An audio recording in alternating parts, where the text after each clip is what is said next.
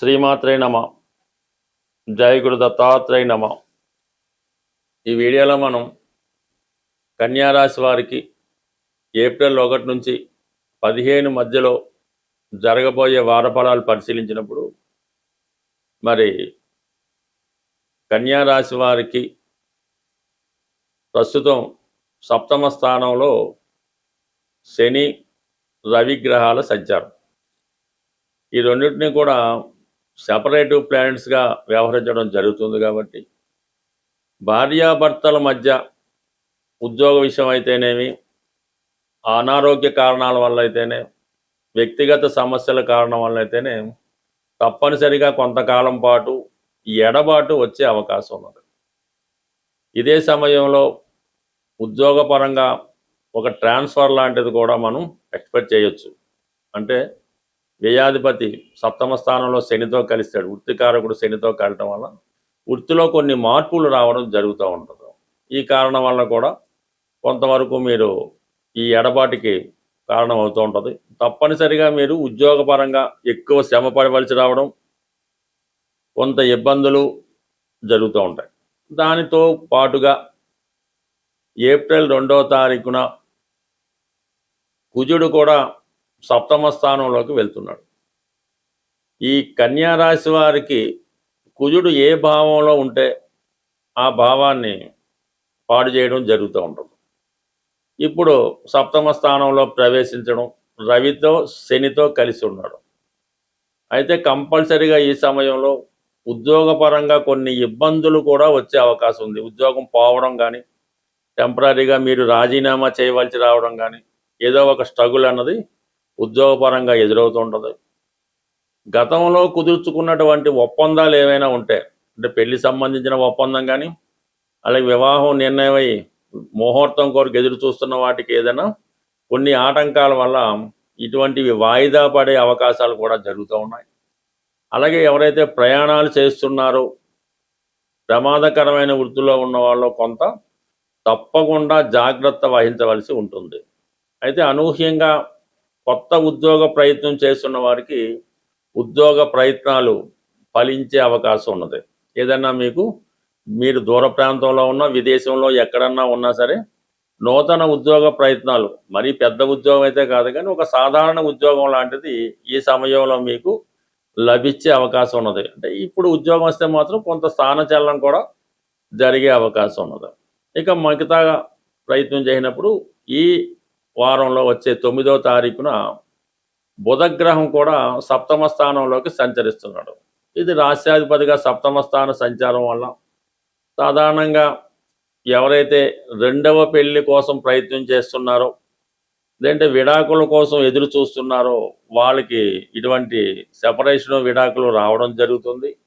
రెండో పెళ్లి కోసం ప్రయత్నం చేస్తున్న వారికి ఏప్రిల్ నెలాఖరు లోపల వారి ప్రయత్నం కొంతవరకు నెరవేరే అవకాశాలు కనబడుతున్నాయి.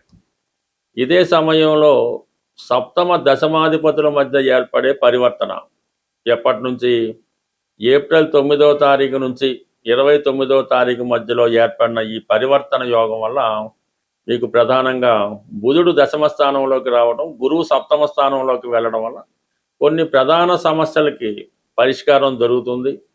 అలాగే ఉద్యోగ ప్రయత్నాలు, కొత్త ఉద్యోగ ప్రయత్నాలు ఫలిస్తాయి. కొంతవరకు వివాహపరంగా ఉన్నటువంటి కొన్ని సమస్యల్ని సాల్వ్ చేసుకునే ప్రయత్నం జరుగుతూ ఉంటుంది. సో ఇవన్నీ కూడా కన్యారాశి వారికి సప్తమ స్థానం దిశోభావ రాశి అవటం వల్ల, అందులో గురువు వచ్చినా బుధుడు వచ్చినా కూడా ఇటువంటి జూయలు, 2 వివాహాలు జరగడం కానీ, ఏదైనా ఎఫ్ఐఆర్ ఏర్పడడం కానీ, ఒక వివాహం రద్దయి రెండో వివాహానికి వెళ్ళడం కానీ, ఇటువంటి కొన్ని జరిగే సూచనలు కనబడుతున్నాయి. ఎందుకంటే అక్కడ శని భగవానుడు కూడా ఉండడం వల్ల కొన్ని ఇటువంటి అనెతికల్ కార్యక్రమాలు కూడా కారణం అవడం జరుగుతుంటుంది. కాబట్టి ఎవరైతే కన్యారాశి వారు ఈ సమయంలో పాత వివాహ బంధాన్ని రద్దు చేసుకొని కొత్త వివాహానికి వెళ్తున్నారో, కొత్తగా ఎఫ్ఐఆర్ పెట్టుకొని మళ్ళీ జీవితాన్ని ప్రారంభిద్దాం అనుకుంటున్నారో, లేదంటే రెండో పెళ్లి చేసుకుందాం అనుకుంటున్నారో, ఇవన్నీ కూడా ఈ సమయంలో నెరవేరే అవకాశం ఉంది.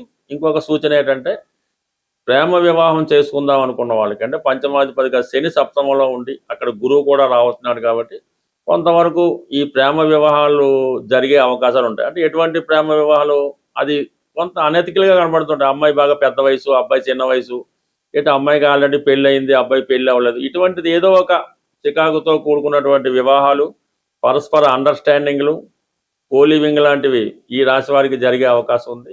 జ్యోతిష్య అభిమానులకు విజ్ఞప్తి, ఈ మార్చి నెల 29వ తారీఖున సుందరయ్య విజ్ఞాన కేంద్రం ఉదయం 9:30 నుంచి సాయంకాలం 5:30 వరకు జ్యోతిష్య మహాసభ నిర్వహించబడుతుంది.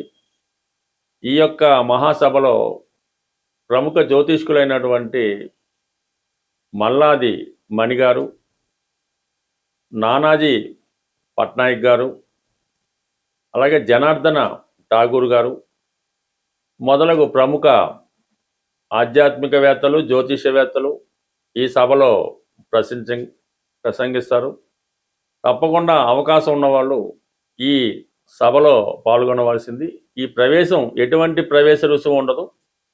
అలాగే కొంత జ్యోతిష్యం మీద ఇంట్రెస్ట్ ఉన్నవాళ్ళు, జ్యోతిష్యాన్ని నేర్చుకుందాం అనుకునే వాళ్ళు, ఆల్రెడీ జ్యోతిష్యంలో ఉన్నవాళ్ళు కొన్ని మెలకువలు, కొన్ని సూచనలు తెలుసుకోవడం జరుగుతుంటుంది. మీ యొక్క అభిప్రాయాన్ని కూడా స్వేచ్ఛగా అక్కడ చెప్పవచ్చు. మీ యొక్క సందేహాలు ఏమైనా ఉంటే పెద్దల ద్వారా సందేహాలకు పరిష్కారం కూడా తెలుసుకునే అవకాశం ఉంది.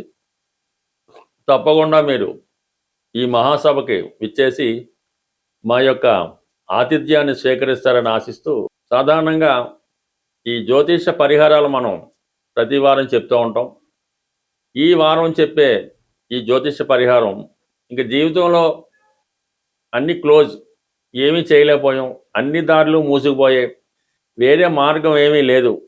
అటు ఆరోగ్యం ఇబ్బంది పడుతుంది, ఆర్థిక సమస్యలు ఇబ్బంది పడుతుంటాయి, కుటుంబ సభ్యులు కూడా చాలా వరకు పక్కన పెట్టి ఏ విధంగా సహకరించడం లేదు అనుకున్న వాళ్ళు, మరి ఒక గొప్ప రెమెడీ ఏంటంటే, మీరు ఏదైనా సముద్రం దగ్గరలో ఉంటే ఆ సముద్రంలో మీరు ఎంత వెయిట్ ఉన్నారో చూసి, ఒక 60 కేజీలు ఉంటే అందులో 3వ భాగం ఒక 20 కేజీలు ఉప్పు, అంటే మామూలుగా సముద్రంలో తయారైన ఉప్పే, మరి ఏదైనా అమావాస్య రోజు ఆ సముద్రంలో ఈ ఉప్పుని కలపవలసి ఉంటుంది.